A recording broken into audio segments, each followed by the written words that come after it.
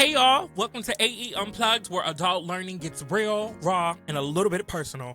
I'm your host, Camille, and every episode we dive into the stories, voices, and experiences that shape how adults learn and grow beyond the classroom. So get comfortable, grab your beverage, and let's get into it.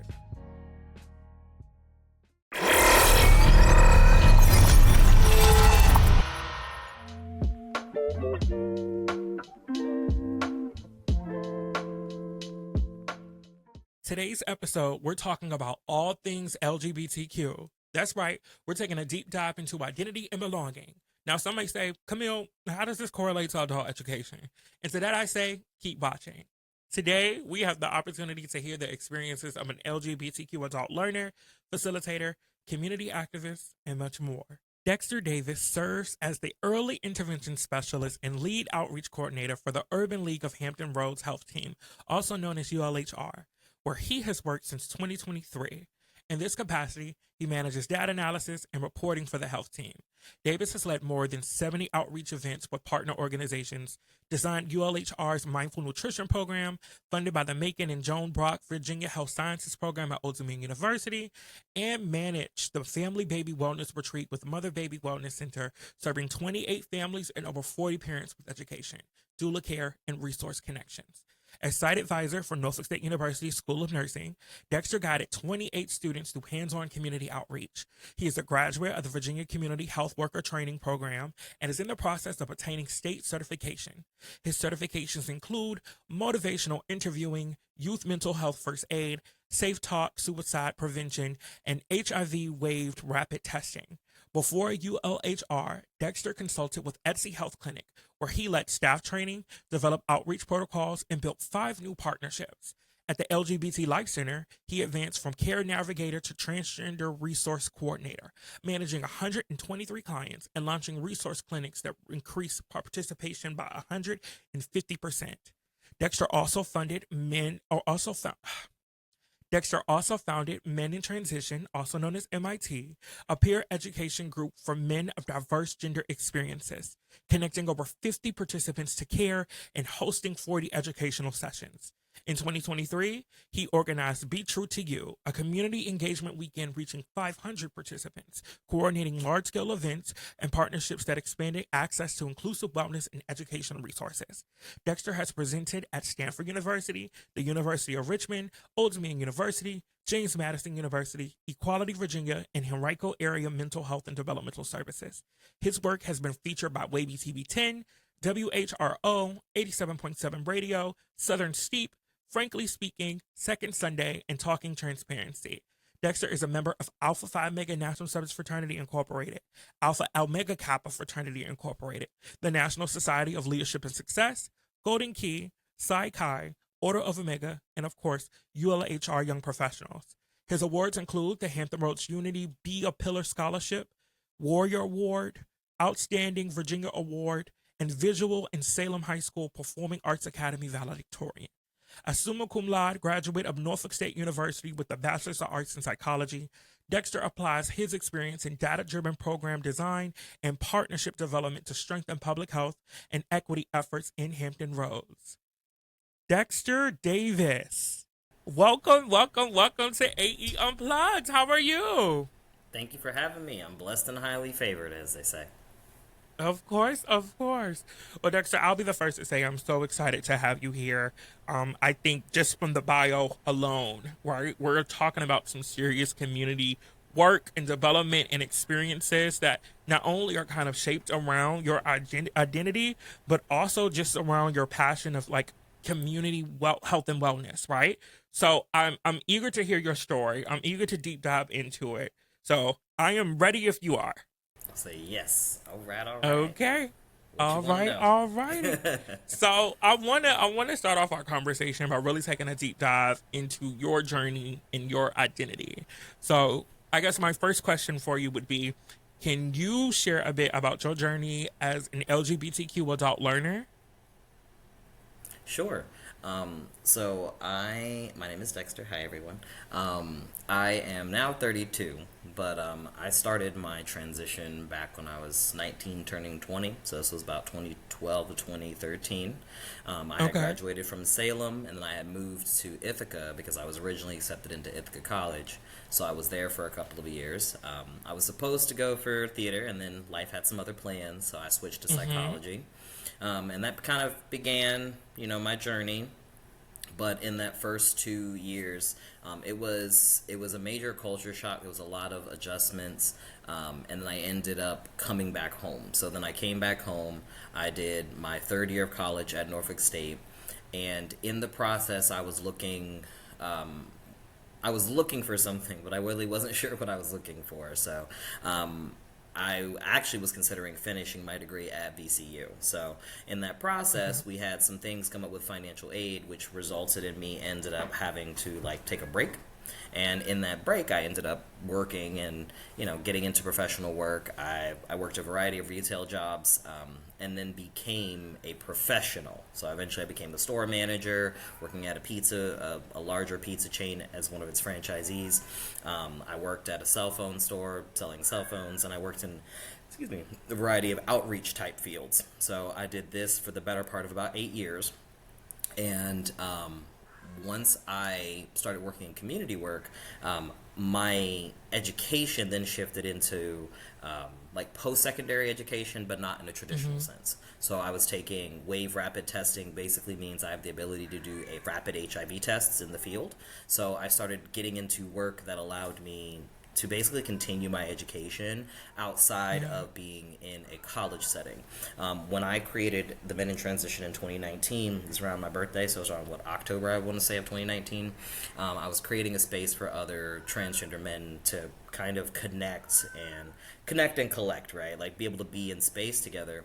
But to do that, I needed to learn. So in order to have insightful conversations, I discovered in creating space that I just enjoy learning as an adult, and I enjoy sharing what I learned with other people. So having those spaces kind of gave me some structure to put this creative energy into.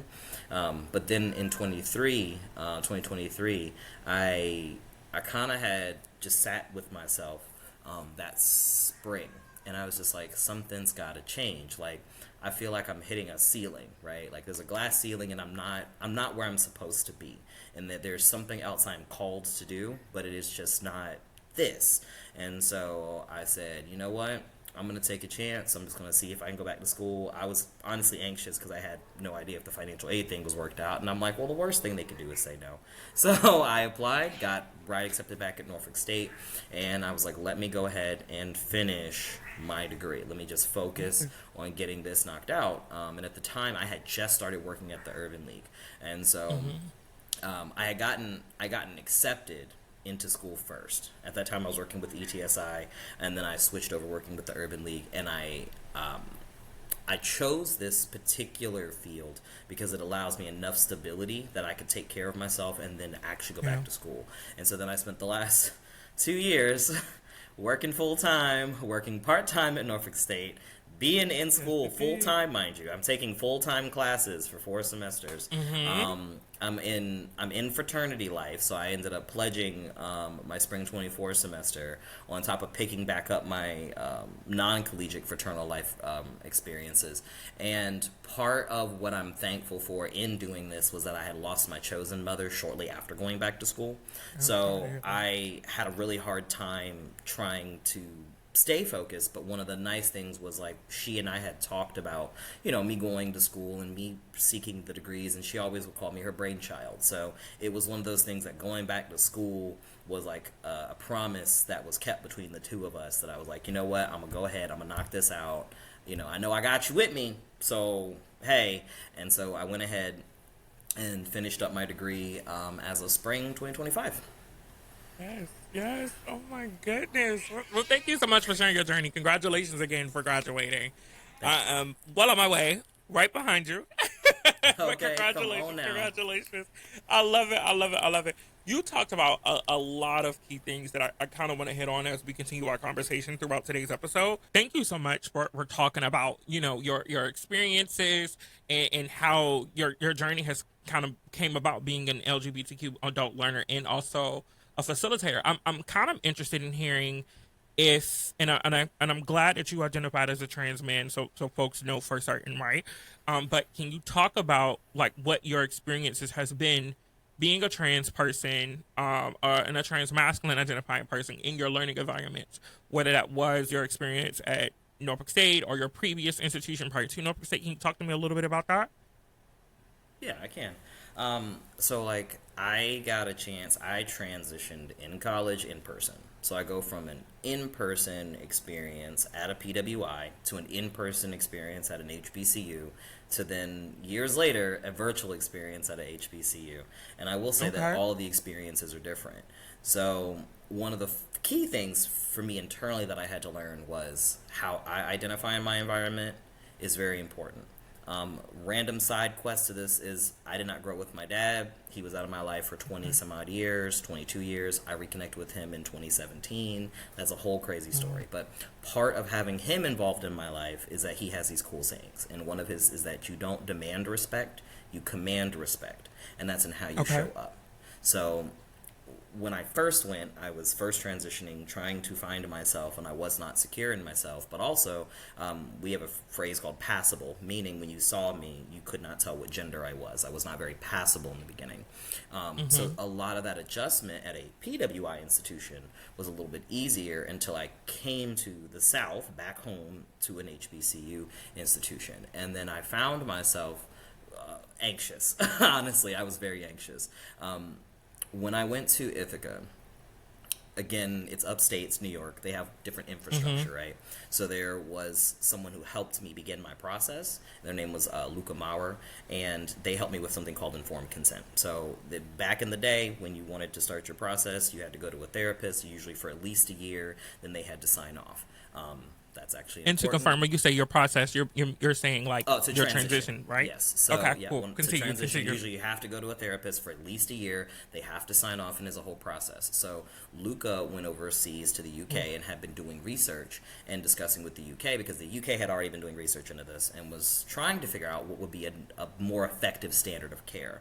And so came back in the Right. years that I started in 2013. I'm a part of the first cohort to begin informed consent out of Ithaca. So I was part of that first conformed, that group that got to go to Planned Parenthood and say, I've done my research, I have done my stuff, I've talked to several individuals, this is the decision that I want to make, I'm very well aware of the consequences, I want to go around this, I want to do this. And they said, let us help you. So instead of me having to Right. argue with a therapist for a year, I had the ability to have that autonomy.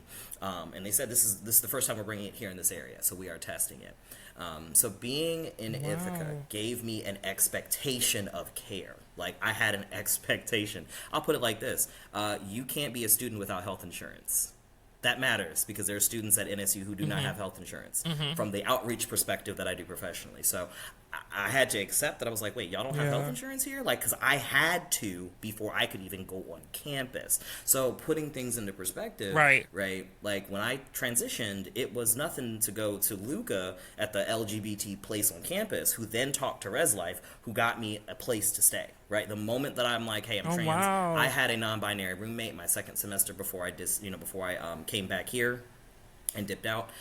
So like it was one of those things like they already had some things in place. So it was like, where are you going to stay? How to update your name in the computer system? How to update your files and stuff. Like some of this was a little bit easier for them. So when I came back home, I was not sure what to expect. And so I remember at the time taking the bus from Virginia Beach to Norfolk, which I took with my mom, and that was like an hour and a half bus ride to leave Virginia Beach to get to Norfolk to get my onboarding stuff ready for the semester before I moved in. And I remember trying to find someone in housing because originally you went on an app online and then you had to choose your roommate. So as a transfer student, I was like, I don't know these people. What is going Right. on? I'm not doing this. And this is back in the time, mind you, when like Facebook, like this is for those of y'all that are a little bit younger, this is like 14, 15. So like we had just gotten on Facebook. Like at this point, everybody had a Facebook. Not everybody had an Instagram. Right. But everybody had a Facebook with their real name. At least one with their real name, right? So I couldn't find my roommate on Facebook. Stressed me out. stressed me out. So I had to go find housing because I was like, no, we're not gonna. We share a same room. No. So I found someone in housing, and luckily, talking to them, they were able. Like they had a family member who was trans, so they ended up getting me my own room out mid-rise that first year that I was there. And again, that challenged my expectation. I kind of went with this othered expectation that I would automatically be othered because I was trans. And there's a piece of truth in that, and that my experience just is not the same. But there's another piece of it of people who just wanted to get to know me. I was reclusive a little bit more that year, so I didn't come out as much. I had a hard time finding myself in the space, particularly more so because of how I speak, not as much because of my gender. At that point, people just kind of thought I looked like a little dude, so it wasn't really an issue. It was more so me feeling comfortable within myself. Now, coming back as an adult learner, 8 years later, I've lived life, I've had experiences, and I'm doing stuff online. Number one, I'm a lot more confident in myself. So, I looked online and decided I wanted to join Alpha Phi Omega National Service Fraternity, and which required me having to go on campus, required me having to deal with people. So I will say, like, the great thing of this time was that, yes, there are some people who aren't sure how they feel, and they may have less than savory opinions, but disproportionately, it was like family. And what was actually really cool was before I came back, because of the work that I do, I tabled at NSU. I contracted with NSU. I've done drag shows at NSU and ODU back in the time when we could still do those things. So, like, the students had seen me in a contracting capacity, but not in a student capacity. And then joining my fraternity, especially a co-ed fraternity, put me in a position where I got to be in space with other people. And I got to show them who I was. And I got to have this social interaction. And I got to feel like I was part of the family. And so, there is, a realization that there are some people who don't take this well, and there's some people who might have something nasty to say, but the culture has changed. Do you know how beautiful it is to go to a campus and, as we joke and say, oh, that's your generation of LGBT leaders, I can see them. Like one of y'all's leaders was on the student government president, like he was the SGA president. Y'all love this gentleman down. And to be in a place where I'm like, wow, I am seeing Greek queer members, I am seeing student government queer leaders, and the students love them. The students rally behind them. These students will let you, they got equal opportunity, lefts and rights, because they care about these students. And it was such a transformation of realizing, like, I had a home at an HBCU that was not limited by my trans experience. And that there are people who were receptive to that, because for them, they were like, I get to be exposed to a completely different world ever. Especially when you're talking to men and women, they can't imagine what the other side's lived experience is like. So I spent 20 years as a black woman and 12 as a black man. So there's a level of community and conversation that I can have. So I will say, like, the process has also paralleled with my sense of confidence and comfortability in myself. And I get a choice. I don't have to disclose my trans status if I don't want to. And I'm very strategic in how I disclose it, not necessarily as to hide anything or trick anyone. But sometimes it's just so that people are in space with me. So then when I do share with them that I'm trans, it fundamentally changes their expectation of what trans people are like. And I'm like, yeah, I'm still a person. Until you knew that, you wouldn't have treated me any differently. And I want to open it up to you that there are people out there. I don't want you to miss out on a great relationship simply because of that. Yes. I love to hear that in both, like, your on-campus experience and then when you came back as more of a commuter student and at both institutions, that both of these spaces were affirming, right? I think that's super important, because 9 times out of 10, that is a big fear that a lot of us have if, like, we are maybe thinking about going to post-secondary education as openly identifying queer or trans persons. We're like, I don't know if the space that I'm going to be in is going to be safe. Even more so to hear that a space as in an HBCU provided that level of care, provided that level of community for you, it's kind of, I'm sitting here and I'm kind of like shocked to hear that in a way, because normally, there's this thing, right, in the Black community, right, that, like, there is this certain aversion. You can't be Black and queer at the same time, right? There's, like, some things, there's values that are kind of put onto us as African American individuals, and of course that's deeply based in religion and so on, But to hear that you were in a space comprised of primarily African American individuals and they were welcoming, that's everything, right? And I'm hoping that that is the same type of experience that a lot of LGBT members moving forward are going to continue to be able to have, because it's super important to be in a space that not only you're in a space where you're learning, but only a space where you're affirmed, a space where you're uplifted, a space where you can be your most true and authentic self, right? So I'm glad to hear that you shared those same experiences at both end. You kind of touched on something, and I want to bring this back to your journey and your identity, but you kind of touched on something that is also kind of identity based as well, that you have like a 10-12 year gap in your education experience, or not gap, but like your journey expands across those 10 to 12 years, right? And so I'm interested in hearing how it was when you first started, like, and moving throughout the educational spaces as a traditionally, quote unquote, whatever that means, age student, versus how it was you coming back to school as an older individual. How was that experience like? And not necessarily as it pertains to your identity as being an LGBT person, but just your experience as an adult learner, period. Yeah. So now you can see the cats that have been entertained. It's fine. Hey, kitty. See, I told you he a chonky. It is fine. It is fine.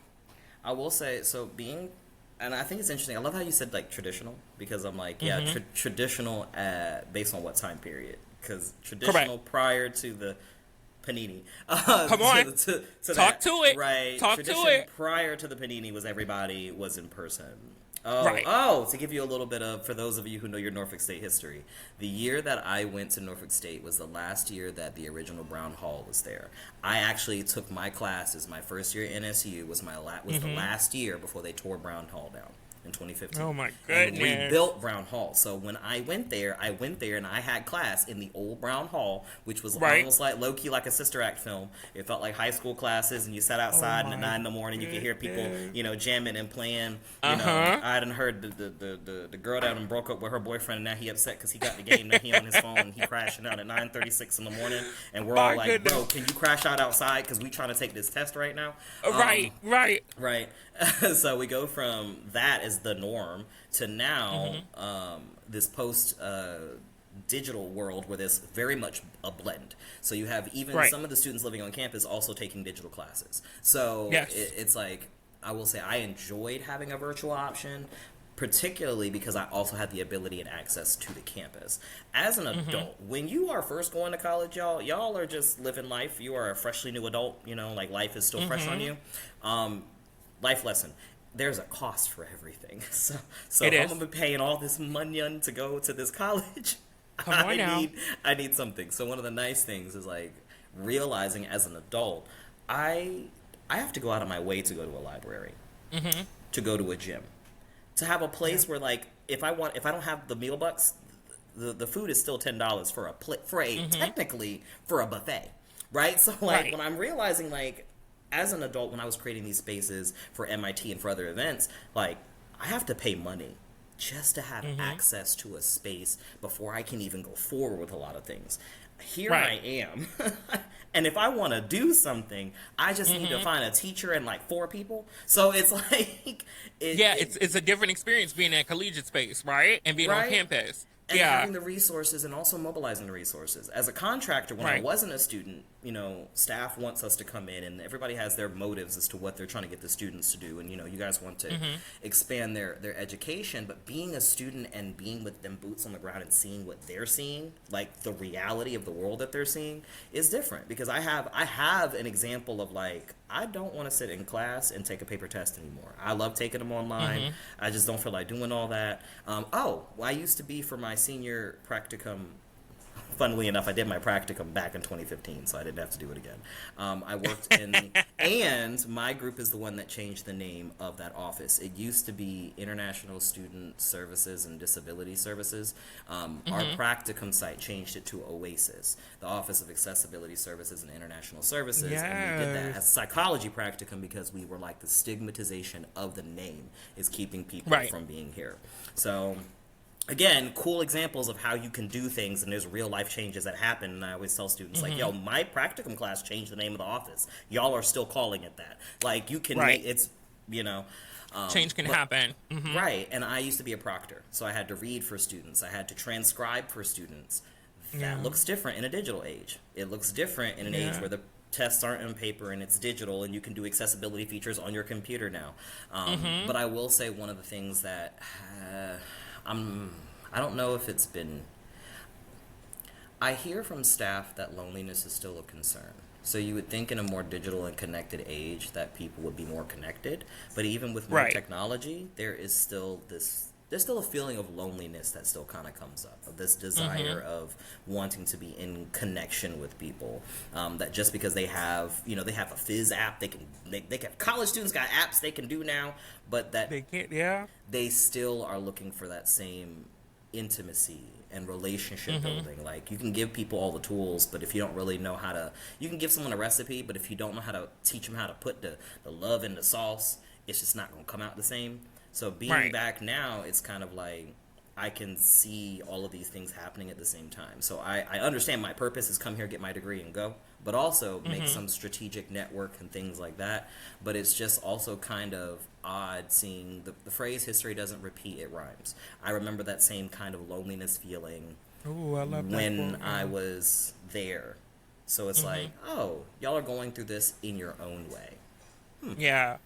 Yeah. Do you think that resources on campus were more so tailored to those students fresh out of high school between the ages of like 18 to 21, that quote unquote traditional age, versus persons who were coming back at a more older age? Or do you think, and if that was the case, is it different now than it was then? Like, what has that experience been like as far as the access to these resources from our differently aged students? I will say as a more seasoned student, when you're my age, seasoned, right? People expect you to be in master's level programming. So when you are getting your bachelor's, our needs look different. Like the campus is attempting to meet us where it can.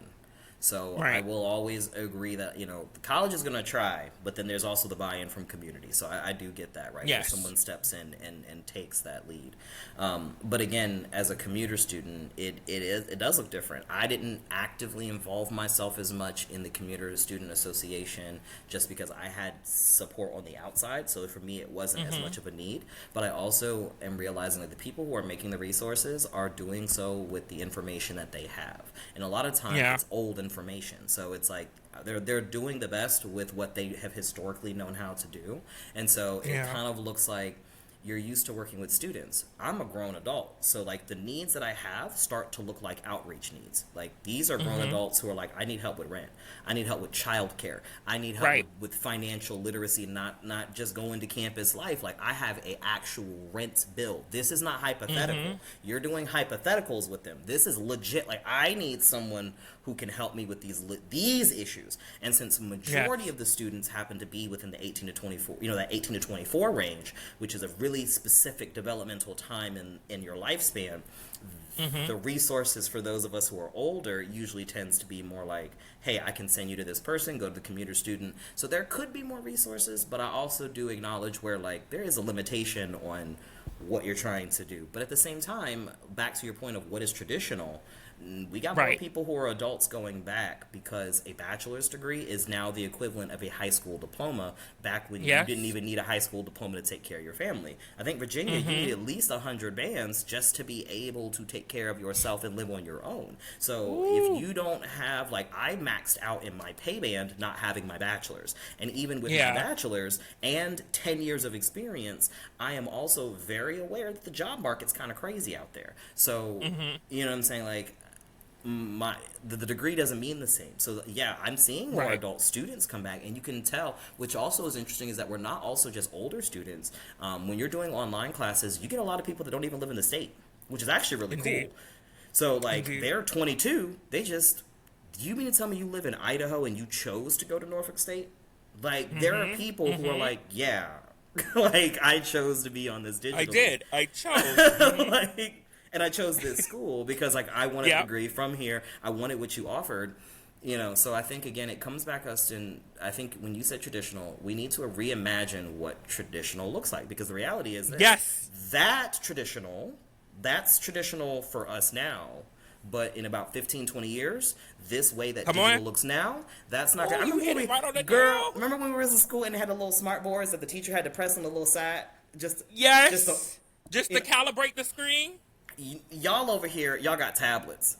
Y'all got computers. Y'all got Beyonce and Jay-Z sending us iPads, okay? This Technology's readily accessible. You know, it's a difference. Yes, yes, yes. And one day, traditional might look like a lot of students online, especially when it goes Right. with economy. It may look like Yeah. students, older students. What does that look like? So I think that we're also in a time where we get to see what we get to see the change in tradition. Even as looks well. like anymore, right? And that's the point I was trying to get to as well, and you hit it right on the nail. That as time is changing, as we are progressing and moving forward, as digital literacy becomes a more accessible thing for folks who are interested in increasing their educational levels, like our student populations are changing, right? We're going to have more quote unquote non-traditional students that are enrolling. We're going to have more quote unquote traditional students taking a digital route opposed to being on campus. Like our educational landscapes are changing in such a way that our educational institutions or entities have to maneuver and switch how they do their impact contingent on what the people that we're serving, so I'm glad you hit those points. That's exactly what I was getting into, and I thank you for that. Hi everyone, sorry to interrupt this very good dialogue and conversation that we're having today, but because this convo is so good, we're gonna have to split this episode into a good 2 parts. Am I right, Dex? It was getting good. Spicy. It was getting good. It's A little spicy. It's giving spicy. So Y'all with gonna have that to go back for said, seconds. Period. It might have to think of a second helping. Okay, so with that said, thank you so much for tuning in, y'all. We'll catch you on part 2 very soon. All those Thanksgiving leftovers. Mm-hmm.